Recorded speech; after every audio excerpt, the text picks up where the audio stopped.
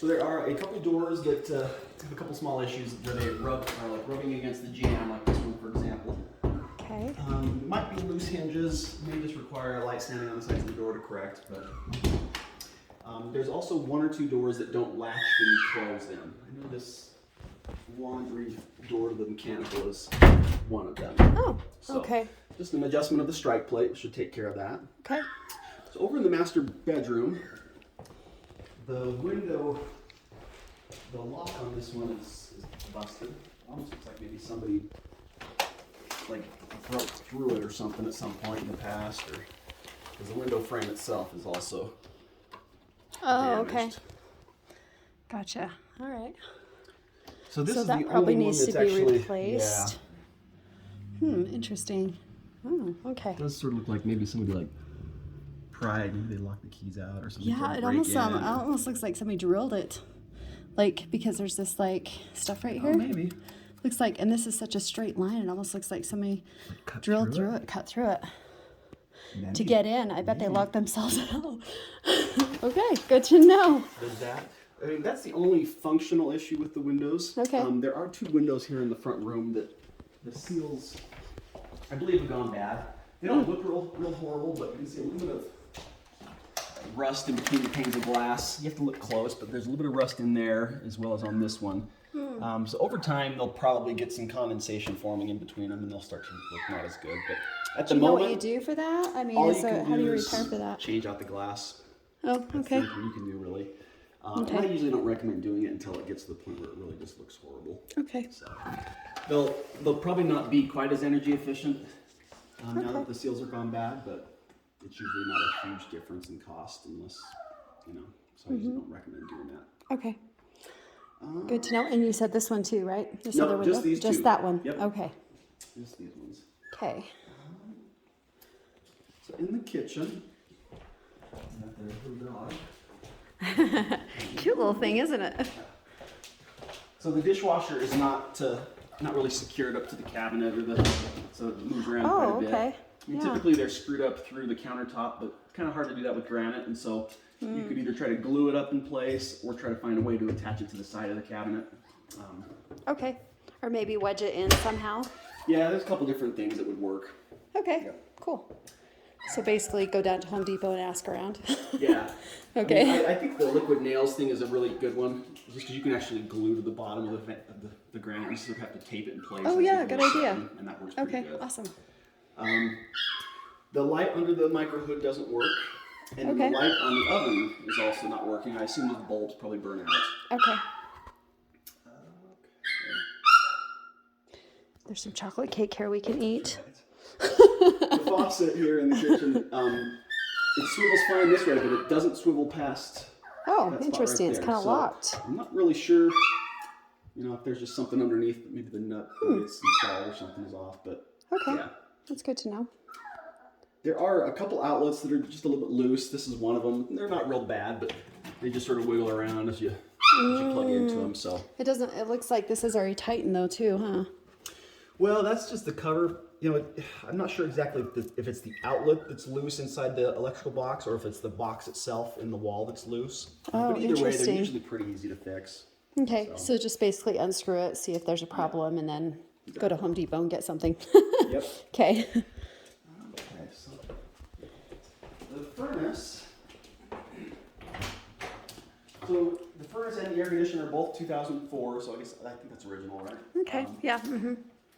This one, the filter gets changed out here on the bottom. You have to remove both panels to get to it. Nothing wrong with that, but just so you know where it's at. Other than it's just, I'm not sure when it's been serviced last, so it might be worth getting your annual servicing on it. Okay. There's a couple like little holes in the ductwork that if you're standing here, air actually blows out when it kicks on. So you're just losing a lot of air. Interesting. I wonder why. A lot of them is just like, this one, I have no idea why that one's there, but this one down here, it's probably just a spot where they just didn't tape it real well. So okay. you can fix those if you want. It just sort of prevents losing air into a room that you really don't need. Just throw something over it, like duct tape or something. Okay. The other thing is with the air conditioning portion of the unit, you have the condensate line right here. This is the condensate drain line. Because you're up on the above other units, you're supposed to have a secondary condensate, which is what this other little red cap is back here. Basically, it looks just like this, except it's over here. Okay. You're supposed to have a second one in case this condensate ever gets clogged or doesn't drain properly for whatever reason. Okay. Or it's supposed to be like in a pan. The whole unit's supposed to sit in a pan, which really they can't do because of the way the cold air Where does that is go? set up. It goes back into a drain back there by the Oh, okay, by the washer. washer. Okay. Yep. So that might be worth considering adding it, just some kind of a secondary condensate. They do have Just in little case. ones, Okay. that have like a sensor on them that just sort of beeps if it senses moisture. That Yeah. way it notifies you. Okay.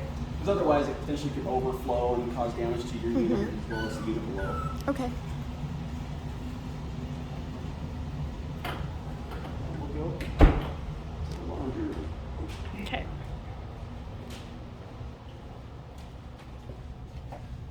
So you've got a mana block system, so you can turn off Oh, valves wow, and stuff here cool. if you want. Yeah.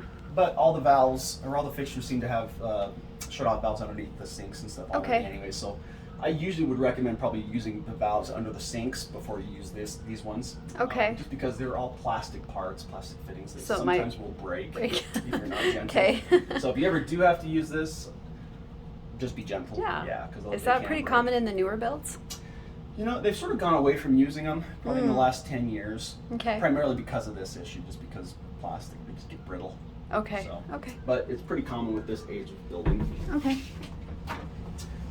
So the water heater, also original, so it's a little bit old. So with the furnace, you expect to get 20 to 25 years. So there's still probably 5 to 10 years of life left in those. Okay. Probably more towards the 10 years if I had to guess. Okay. But the water heaters are usually, around 10 years. Mm-hmm. And it's already past that by quite a bit. It actually looks to be in really good shape, but you just really never know when it's going to go out. So Okay. it's an old one; it could go out at any time, really. Okay.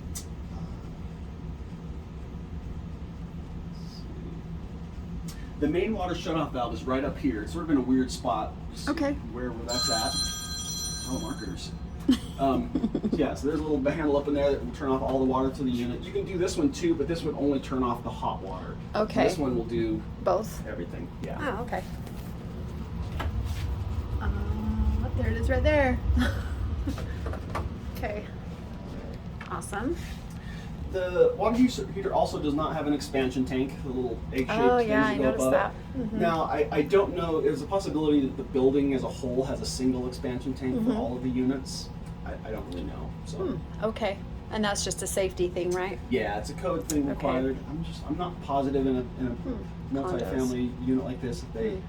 I've seen them before where they have an expansion in each unit, but I've also seen it where they have just like a single one that sort of treats the whole building. So Interesting. Okay. that's about it. I mean, the water heater, it looks good. It's just old. you Okay. know, What does so. expansion tank help with? What does that cover? It basically has a bladder inside of it that sort of expands and contracts with just increases of water pressure and stuff like that. There's Okay. a water pressure surge. It just sort of helps to carry Okay. that additional. So what surge. happens if there is a surge without an expansion tank? It's more likely that you'll have issues at least either connections or seals going bad, or this TPR valve here, which basically controls the temperature and pressure inside the tank, It'll is come. more likely for that to open up. Okay. And spray down. And into the hopefully it ground. ends up down in the in the drain there. tank and not on the floor. Looks like it's maybe aligned okay. Electrical Okay. panel right here, and it looks really good. Everything inside the panel, no problems with any of the wiring. Everything's Looks really good. labeled. That's Yep. awesome. Cool. Right on. Okay. Let's see.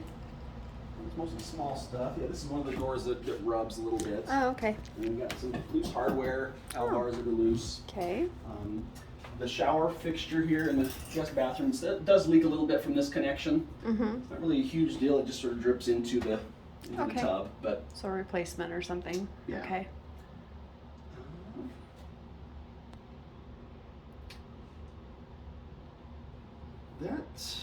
that should be it. I mean, there might be a thing or two, like there's one or two cosmetic things that I usually mention everything, but Okay. looks like they use